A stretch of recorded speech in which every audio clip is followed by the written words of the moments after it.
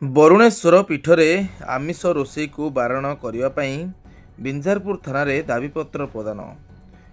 ପ୍ରତ୍ୟେକ ବର୍ଷ ପରି ଚଳିତ ବର୍ଷ ଓଡ଼ିଶାର ପ୍ରସିଦ୍ଧ ବାବା ବରୁଣେଶ୍ୱର ପୀଠରେ ମକର ମେଳା ହେଉଥିବାରୁ ମନ୍ଦିର ପରିସରରେ ପୂର୍ବବର୍ଷ ଭଳି ଆମିଷ ରୋଷେଇକୁ ବାରଣ କରିବା ପାଇଁ ପ୍ରଶାସନ ନିକଟରେ ଝାରସୁଗୁଡ଼ା ଜିଲ୍ଲା ରାଷ୍ଟ୍ରୀୟ ବଜରଙ୍ଗ ଦଳ ବରିଷ୍ଠ କାର୍ଯ୍ୟକର୍ତ୍ତାମାନେ ବିଞ୍ଝାରପୁର ଥାନାରେ ଦୃଢ଼ ଦାବି ଜଣାଇଥିବା ମଙ୍ଗଳବାର ଦିବା 1 ଘଟିକା ସମୟରେ ଦେଖିବାକୁ ମିଳିଛି।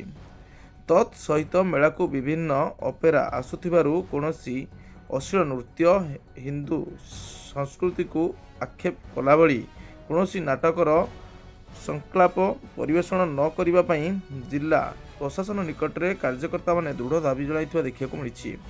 ଉକ୍ତ କାର୍ଯ୍ୟକ୍ରମ ନେତୃତ୍ୱ ନେଇଛନ୍ତି ଜିଲ୍ଲା ଗୋରକ୍ଷ ପ୍ରମୁଖ ମୃତ୍ୟୁଞ୍ଜୟ ପଟ୍ଟନାୟକ, କେନ୍ଦ୍ରାପଡ଼ା ବିଭାଗ ସଂଯୋଗ ବାଦଲ ନାୟକ, ଜିଲ୍ଲା ସହ ସଂଯୋଗ ଚନ୍ଦ୍ରକାନ୍ତ ଜେନା, ବିଞ୍ଝାରପୁର ପ୍ରଖଣ୍ଡରୁ ହେମେନ୍ଦ୍ର ସାମଲ, ବିରଞ୍ଚି ଜେନା, ସିଦ୍ଧାର୍ଥ ପଣ୍ଡାଙ୍କ ସହିତ ହିନ୍ଦୁବାଦୀ ନେତା ଶ୍ରୀଯୁକ୍ତ ଭକ୍ତବତ୍ସଳ ସାହୁ ସଂଗଠନର ଏପରି ଦୂରଦର୍ଶୀ ପଦକ୍ଷେପକୁ ପ୍ରଶଂସା କରିଛନ୍ତି।